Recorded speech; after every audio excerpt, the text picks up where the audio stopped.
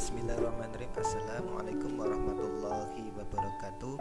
Selamat pagi anak-anakku semua. Pada pagi hari ini Pak Guru akan menjelaskan lanjutan dari pembelajaran tema 1 pada subtema 3, yaitu ayo selamatkan hewan dan tumbuhan. Ya. Sebelum memulai pelajaran, terlebih dahulu marilah kita mengawali dengan berdoa terlebih dahulu. Berdoa mulai selesai. Terima kasih anak-anakku. Pada pagi hari ini Pak Guru akan memberikan sedikit tambahan materi untuk menjelaskan subtema 3. Pada pagi hari ini Pak Guru akan menyajikan gambar-gambar sebagai berikut ya.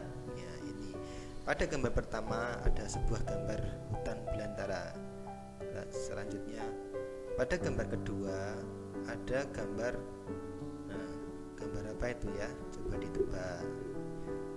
Dan gambar 3 adalah pemukiman ya, itu coba dikorelasikan ya. Itu pada gambar pertama itulah keadaan alam sebelum dirusak manusia, yaitu tumbuhan hewan hidup berdampingan di hutan ya, dengan damai. Pada akhirnya dengan keserakan manusia, maka tumbuhan itu pada gambar 2, tumbuhan itu ditebang secara brutal atau pembalakan secara liar ya, itu. Pada akhirnya hutan-hutan ditebang terus sampai habis dan akhirnya dijadikan lahan pertanian atau pemukiman ya. Coba anak-anak amati apa yang terjadi pada hutan di atas. Itu coba diamati. Yang kedua, kemanakah hewan-hewan yang tinggal di hutan tersebut jika hutan yang menjadi tempat tinggal mereka menjadi musnah? Kemana kira-kira? Yang ketiga, apakah ada pengaruhnya terhadap kehidupan manusia jika hutan menjadi punah? Mengapa? Coba anak-anak amati dan pertanyaan Pak Guru tadi diperhatikan ya, itu diamati. Jika terjadi penebangan secara liar terhadap pohon-pohon di hutan dan dijadikan pemukiman, itu hewan yang tinggal di hutan kehilangan tempat tinggal. Ada yang pindah ke warga, ada juga yang mati karena ulah manusia. Jika hutan punah, maka sudah tentu berpengaruh terhadap kehidupan manusia. Adapun akibat hutan gundul adalah banjir, tanah longsor, dan kekeringan. Jadi ulah manusia itu akan berdampak kepada manusia sendiri. Itu jadinya pada subtema 3 ini anak-anak dituntut untuk bagaimana cara menyelamatkan hewan dan tumbuhan dari kepunahan ya, itu. Pak Guru seringkali menjelaskan dalam pembelajaran, jika kalian menyayangi tumbuhan, maka ketika harus menebang pohon, maka harus menanam 10 pohon baru ya, itu agar keseimbangan ekosistemnya terjaga dengan baik dan seimbang ya. Ini ya, seperti itu.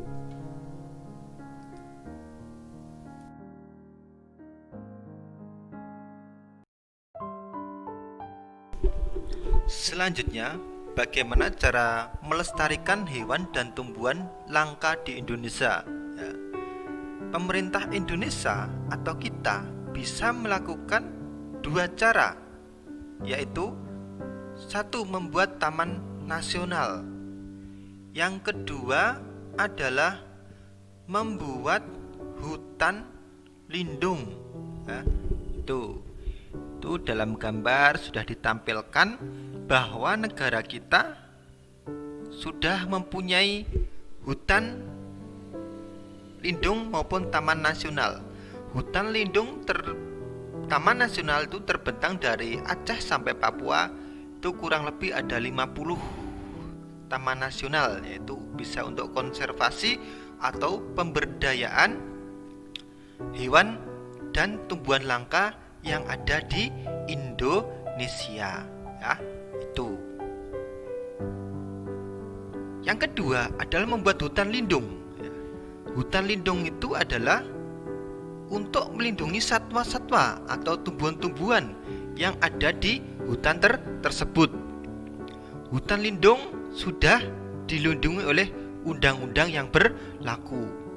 Ketika ada manusia yang dengan sengaja memburu atau merusak hutan tersebut, maka dia bisa dipidanakan, ya.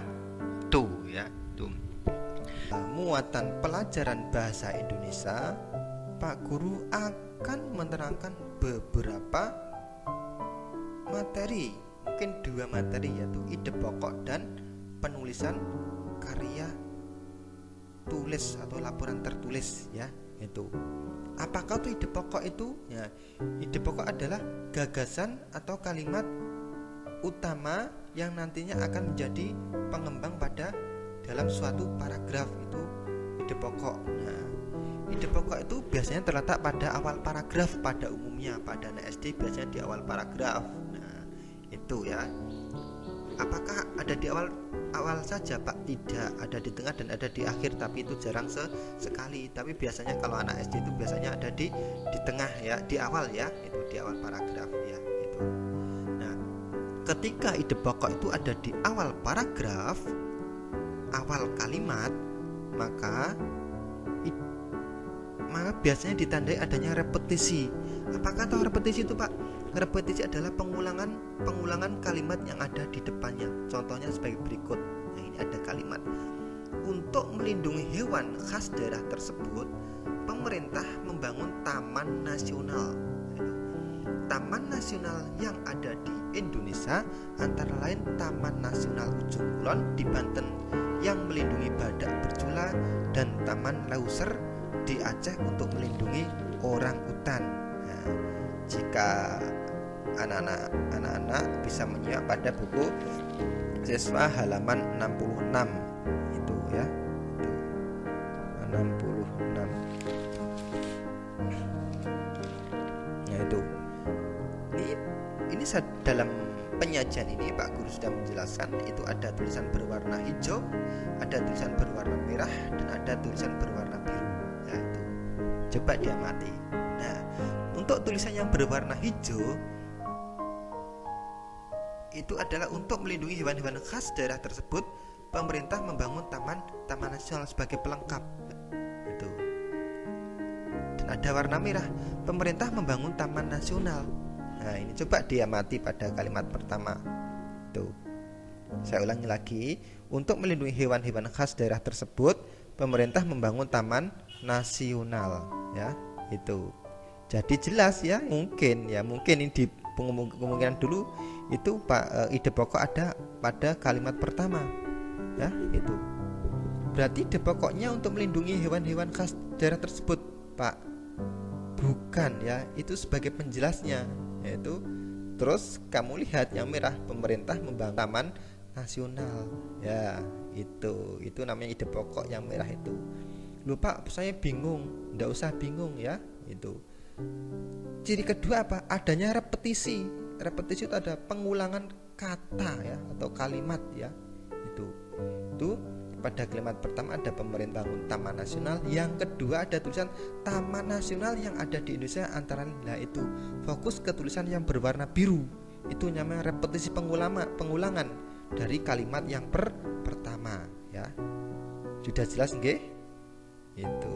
Jadi pada paragraf ini jelas kalimat utamanya ada di awal paragraf, yaitu itu pemerintah membangun taman nasional, ya, itu, ya, itu.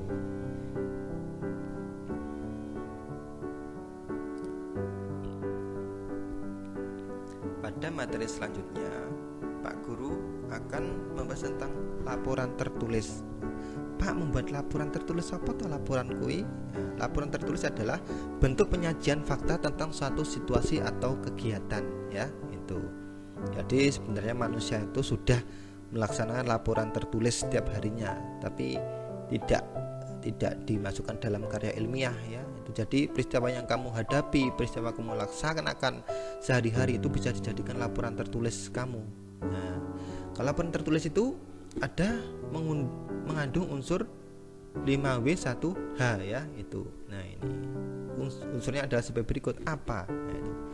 Unsur apa itu biasanya menanyakan tentang peristiwa yang sedang terjadi ya, itu apa dampaknya, apakah peristiwa tersebut menimbulkan kerugian apa tidak, apa pendapat orang-orang tentang kejadian tersebut ya, itu apa ya, itu apa toh. Nah, itu. Yang kedua adalah siapa ya. Jadi siapa yang terlibat di dalamnya ya, itu misalkan kamu mengamati sesuatu hal, ada apa itu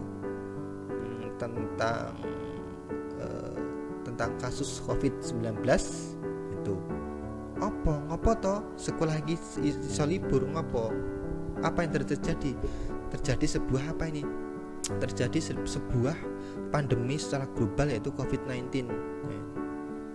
Apa dampaknya anak-anak pada libur ya. Siapa yang terlibat di dalamnya ya, semua lapisan masyarakat terlibat. Semuanya terlibat, dari kerugian ekonomi, kemudian ada dampaknya pada anak-anak itu tidak melakukan pelaksanaan kegiatan pembelajaran. Nah, selanjutnya kita lanjutkan kepada ini ya. Yang kedua adalah mengapa, menjelaskan mengapa peristiwa tersebut dapat terjadi. Ngopo kok COVID-19 itu terjadi? Nah, karena disebabkan oleh virus yang berasal dari kota Wuhan. Nah, itu sehingga ada virus dari hewan bisa menular ke manusia. Itu di mana tempat kejadiannya? Nah, di mana? Di tempat kejadiannya ada di Indonesia juga terjadi, di Wuhan juga terjadi. Jika dilihat dari sumbernya, maka COVID-19 itu berasal dari Wuhan. Terjadi pertama di Indonesia, yang kedua kejadian berikutnya adalah melanda seluruh negara yang ada di seluruh dunia.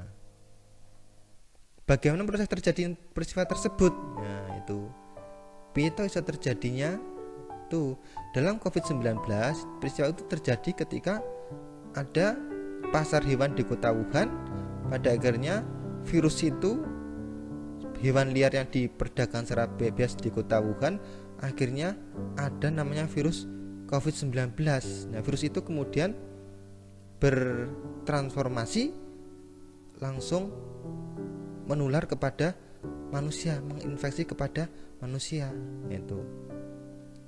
Nah, yang selanjutnya adalah kapan terjadinya? Nah, itu terjadinya virus corona itu kalau di Indonesia pada awal Maret ya. Nah, kalau di Wuhan ya September 2019 seperti itu. Oke, itu ya pemaparan tentang pembuatan karya tulis ilmiah. Nanti kamu mendapat tugas membuat laporan tertulis ya, tugas mandiri. Menginvestigasi hewan di sekitarmu seperti ciri-cirinya, habitat aslinya, jumlah populasinya, kondisi saat ini, usaha kamu untuk melestarikannya ya, seperti itu. Nanti silahkan ditulis di dalam buku tulis ya, seperti itu. Selanjutnya anak-anak, kita akan membuka materi ilmu pengetahuan sosial ya, itu ya, anak-anak bisa membuka LKS buku siswa halaman 69 sampai 72. Itu selanjutnya tugas kalian adalah tulis bentuk pemerintahan 10 negara ASEAN ya, itu ya, nanti kamu membaca pada halaman 69 sampai 72, dibaca itu nanti ada secara detail Indonesia kui bentuk pemerintahan seperti apa toh. Nah, itu Vietnam itu seperti apa toh, terus Myanmar seperti apa toh. Nah, misalkan gini, saya kasih contoh ya. Itu misalkan ini Timur Leste, bentuk pemerintahan berbentuk apa? Republik Cuma gitu toh. Silahkan nanti kamu tulis di dalam buku tulis kamu ya. Seperti itu untuk tugas LKS. Untuk tugas LKS pada MUPEL IPS hanya seperti ini nggih. Setelah anak-anak mengamati tentang cara-cara perkembangbiakan generatif pada hewan dan tumbuhan, nanti anak-anak pada SD Negeri Cawan akan dilanjutkan membuat tugas mandiri dari mata pelajaran ilmu pengetahuan alam ya. Nah, apa tugasnya? 1. Mengamati dan menanam kacang kedelai 10 buah ya. Itu 5. Ditanam di dalam ruangan yang gelap, dan yang 5 di ruangan yang terbuka ada sinar matahari untuk perbandingan. Jadi anak-anak memisahkan 5 biji kedelai kamu tanam dalam polybag, yang 5 ditaruh di dalam ruangan yang gelap, yang kedua ditaruh dalam ruangan yang ada sinar matahari. Lalu kamu amati perkembangbiakannya ya, perkembangannya maksudnya ya. Itu setiap hari apa yang terjadi dicatat. Yang di dalam ruangan yang terjadi dicatat, yang di luar ruangan apa yang terjadi setiap hari dicatat ya. Itu mengamati itu. Nah, itu. Jadi setelah diamati kamu catat hasilnya ya, itu dalam buku tulis kamu. Yang kedua, buatlah kesimpulan pertumbuhan dan perkembangbiakan dari tumbuhan kedelai tersebut di buku tulis. Ya, itu. Yang keempat, buatlah laporan penulisan sekreatif mungkin sesuai dengan keinginan kamu ya. Jadi setelah kamu amati selama 10 hari kamu catat dan kamu tulis. Nah, kamu tulis namanya siapa, misalkan namanya Talita, nomor berapa, kelas berapa, ditulis di pojok atas buku, kemudian laporan pengamatannya ditaruh di bawahnya ya. Nah, itu. Nanti pada tanggal 21 Agustus dikumpulkan ke wali kelasnya ya. Itu. Nah, itu. Mungkin seperti ini ya tugas mandirinya. Silahkan diulang-ulang videonya sampai paham, diulang lagi sampai memahami. Kalau belum paham baru bertanya kepada Bapak guru. Sekian.